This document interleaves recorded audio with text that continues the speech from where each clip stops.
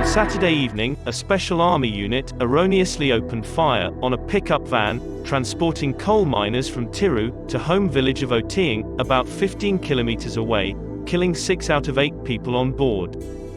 They were suspected of being NSCN insurgents. The incident occurred around 5 p.m. उग्रवादियों की आवाजाही की सूचना मिली थी। इसके आधार पर सेना के 21 पैरा कमांडो के एक दस्ते ने दिनांक 4/12/2021 की शाम को संदिग्ध क्षेत्र में एम्बुश लगाया था। एम्बुश के दौरान एक वाहन एम्बुश के स्थान के समीप पहुंचा। उसे रुकने का इशारा और प्रयास किया गया।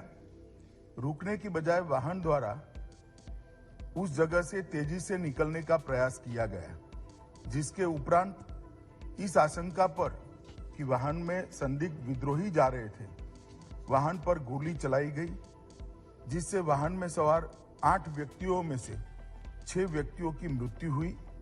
बाद में ये गलत पहचान का मामला पाया गया। जो 2 लोग घायल हुए थे, उन्हें सेना द्वारा ही इलाज हेतु नजदीकी स्वास्थ्य केंद्र में ले जाया गया। Local villagers, terrified by the gunshots and the deaths of their brethren, surrounded the army team, clashed with the military, burnt 2 vehicles, and 7 more civilians and a soldier died. Several people and soldiers were hurt as a result of the clash. The state police have filed a formal complaint against the army unit. The FIR claims that security forces' intention was to kill and hurt civilians. According to the FIR, when security personnel arrived at Longkau, between Upper Tiru and Oting village, they opened fire on the car, without warning, killing many Oting villagers and gravely injuring many others. Authorities have shut down internet services and imposed a curfew to quell mass protests. Experts say, mistaken identity does point to lack of credible intelligence, and raises questions about counterinsurgency operations.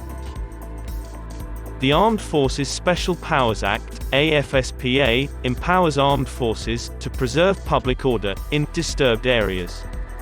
If they believe a person is breaking the law, they have the ability to prevent a gathering of 5 or more people in a given location, use force, or even open fire, after giving fair warning. The army can also arrest a person without a warrant, enter or search a premises without a warrant, and prohibit the possession of firearms if probable suspicion exists. Any person, detained or arrested, may be handed over to the officer in charge of the local police station, along with a report explaining the facts surrounding the arrest.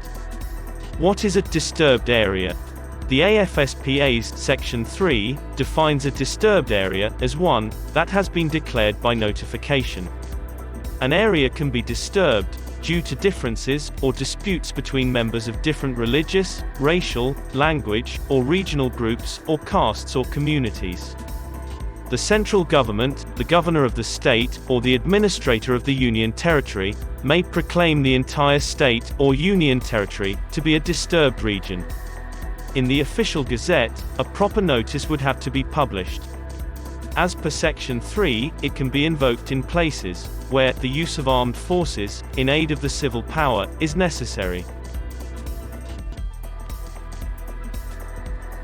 The Armed Forces Special Powers Ordinance of 1942, which was passed during the Quit India movement, is the basis for the statute. AFSPA was first implemented in the northeast, and afterwards in Punjab, after being enacted by Parliament on September 11, 1958. The bill on measures to combat the Naga insurgency in the then state of Assam was introduced in the lower house of Indian Parliament on August 18, 1958, and was debated for 2 hours. On the 25th, 27th, and 28th of the same month, Upper House of Indian Parliament debated the issue. The proposed rule, according to Home Minister Govind Ballabh Pant, is a very easy approach to regulate misguided Nagas participating in malicious actions.